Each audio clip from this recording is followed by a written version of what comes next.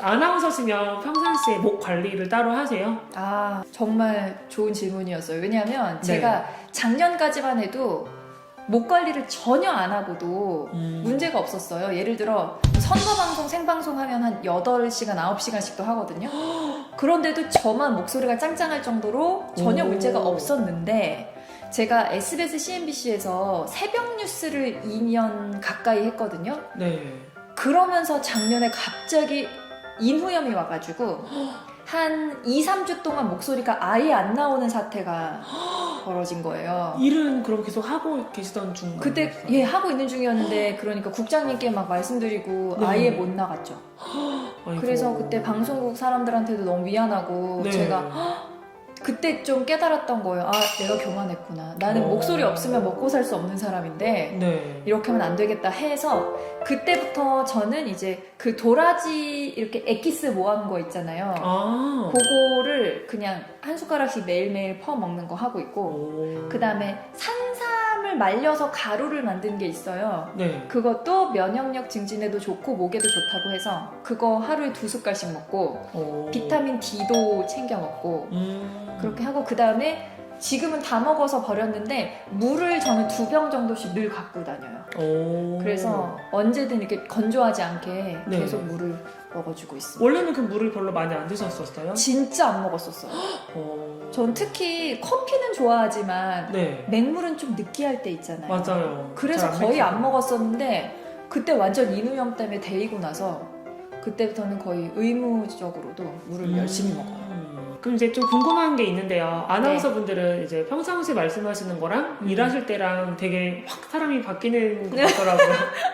이게 되게 신기하던데 네. 조금만 이렇게 아나운서 톤으로 말씀해 주실 아. 수 있으세요? 네. 일단 지금까지가 네. 평상시 말씀하시던 톤이신 거죠? 그렇죠. 사실 지금 인터뷰라서 조금 아, 더 이렇게 힘을 정제돼서 주시고. 하기는 했고 네. 평소에 하면 이제 저 그때 전화했을 때처럼 아, 네. 안녕하세요 파니님 되게 예. 한심있더라고요. 네, 맞아요. 네. 저는 특히 막 막내고 성격도 아. 되게 이렇게 몽글몽글한 스타일이라서 되게 톤이 높은데 네. 떨리네. 자 시작할게요. 시청자 여러분 안녕하십니까? 뉴스입니다. 최근 텔레그램 박사방을 운영했던 조주빈 씨가 체포됐습니다. 자세한 내용 파니 기자가 보도합니다. 이거 제가 그냥 따로 개인적으로 궁금한 건데요. 네. 아나운서랑 앵커랑 뭐 기자, 뭐 리포터, 기상캐스터 뭐 여러 가지가 있는데 네네. 어떻게 다른 건지 좀 궁금하네요. 일단 아나운서 분이신 거죠? 그렇죠. 네네네. 저는 아나운서이고 이게 어떻게 다르냐면 뭐 리포터는 현장에서 현장 리포팅을 하면서 방송하는 사람, 기상캐스터는 뭐 말 그대로 날씨를 전해주는 사람이라 살짝 다르고 원래 뉴스 앵커라는 게 뉴스를 진행하는 사람을 뜻하는 거라서 앵커는 기자가 될 수도 있고 아나운서가 될 수도 있어요. 그런데 아나운서는 사실은 한국하고 일본에만 존재하는 전문 직업이거든요. 그래서 사람들이 생각할 때 그럼 미국에서 뉴스 진행하는 사람은 아나운서가 아닌가요? 네. 이렇게 의문을 가지실 수도 있는데 한국과 일본에서 얘기하는 아나운서는 뭐 뉴스 진행을 할 수도 있고 교양 프로그램, 예능 진행 그리고 포럼, 뭐 회의를 진행할 수도 있는 어쨌든 전문 방송 진행자를 이렇게 포괄적으로 말하는 개념이고요. 일본과 한국을 제외한 다른 나라들에서는 뉴스는 뉴스 앵커, 진행자 MC는 MC, 뭐 리포터는 리포터 아주 딱 세분화가 되어 있어요. 그래서 그 포괄적인 개념이라는 아나운서가 존재하지 않는 거고요. 어쨌든 아나운서의 주 역할은 뉴스 진행을 하는 거죠. 네. 그리고 기자라는 거는 말 그대로 어떠한 뉴스 사건이 일어나면 그 현장에 직접 가서 취재를 하고 기사를 작성해서 그 소식을 전하는 사람이에요. 그렇다 보니까 사실은 아나운서와 기자 사이에 약간의 그 긴장감이 돌 때도 있어요. 이 뉴스를 진행하는 앵커 자리를 두고 좀 경쟁을 할 때도 있는데 그래서 어떤 분들은 기자가 해야 된다. 우리가 뉴스 전문가인데 왜 아나운서가 하냐 이런 분들도 계시고 또 아나운서들은 우리가 진행 전문가인데 우리가 해야지 뭐 이런 분들도 계신데 저의 개인적인 생각으로는 아나운서든 기자든 능력이 되는 사람이 앵커를 하는 게 맞다고 생각하고 그래서 예를 들어 아나운서들은 기본적으로 이 진행력은 가지고 있으나 뉴스에 대한 전반적인 이해를 덜 하고 계신 분이 많기 때문에 만약에 앵커를 할 거면은 기사도 좀 쓸 줄 알고 그 사건에 대해서 반 전문가만큼 알고 있어야 앵커할 자격이 있다 이렇게 생각을 하고요. 그 다음에 기자의 입장에서는 물론 현장에 나가서 취재를 하기 때문에 뉴스에는 전문가이겠지만 뭐 목소리 톤이라든지 발음이라든지 진행력이 부족한 분들이 꽤 계시기 때문에 진행력까지 갖춘 분이 이제 앵커를 해야 된다 이렇게 생각을 합니다.